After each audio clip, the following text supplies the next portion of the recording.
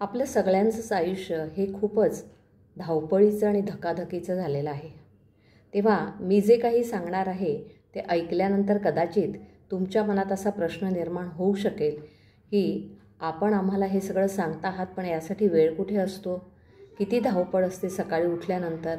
पण पालकांनो, मला तुम्हाला असं आवर्जून सांगायचं आहे की हे जर का प्रेमाचं टेक्निक आपण वापरून पाहिलं तर कदाचित गेल्या 6 महिन्यातसुद्धा जे रिझल्ट तुम्हाला मिळालेले नाहीत, तुमचं आणि तुमच्या मुलांचं नातं तयार होण्याच्या दृष्टीने, तुमच्या मुलांच्या आनंदी राहण्याच्या दृष्टीने, ते कदाचित या सगळ्यातनं परिणाम साधल्या जाऊ शकतो. काय करता येईल तर अगदी छोट्याशा 3 गोष्टी तुम्हाला सांगणार आहे. आपण एक अशी गोष्ट करूयात की मूल सकाळी उठल्यानंतर आपण ब्रश कर, आंघोळ करायला जा, शाळेची तयारी कर असं म्हणून त्याच्या मागे लागतो.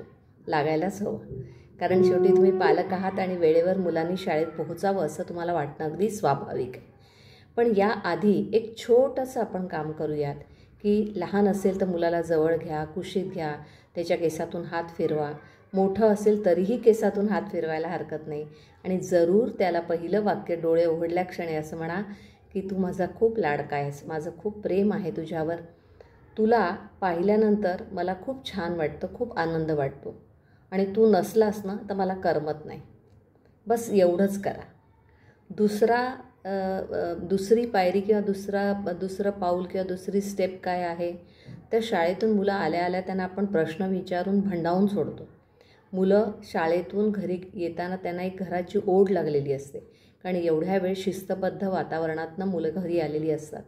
त्यावेळेला आपण त्यांना खूप सारे प्रश्न विचारून भंडावून सोडण्यापेक्षा असं म्हणू शकतो की तू आलास ना, आता बघ अगदी घर भरल्यासारखं वाटेल, तू आलास की खूप मजा येते, नाही तर फार बोर होतं, तुला बघितलं की मला खूप खुश व्हायला होतं. मग तुम्ही पुढची सगळी जे काही तुमची बातचीत आहे ती सुरू करा. आणि तिसरा अत्यंत महत्त्वाचा असा जो आणखी एक सोपान आहे किंवा अजून एक जी महत्त्वाची पायरी किंवा स्टेप आहे ती म्हणजे मुलं झोपायला जातात त्यावेळेला तुम्ही मुलांना खरंच जवळ घ्या, त्यांच्याजवळ बसा, हातात हात घ्या. नुसतं बसलात जरी, पांघरूण घातलं तरी की माझा तुझ्यावर खूप जीव आहे, मी देवाचे खरंच आभार मानते की तू माझ्या आयुष्यात आहेस. पालकांनो, अगदी छोटी छोटी 3 पावलं, पण त्याच्यामध्ये ज्याप्रमाणे बटू वामनाने 3 पावलामध्ये संपूर्ण पृथ्वी व्यापून टाकली होती, त्याप्रमाणे तुम्ही देखील तुमच्या मुलाच्या हृदयामध्ये प्रवेश करू शकता, त्याचं मन पूर्ण व्यापून टाकू शकता, पण प्रेमाने. असं हे प्रेमाचं टेक्निक फक्त 21 दिवस वापरून पहा, नक्की तुम्हाला चांगले रिझल्ट्स मिळतील. धन्यवाद.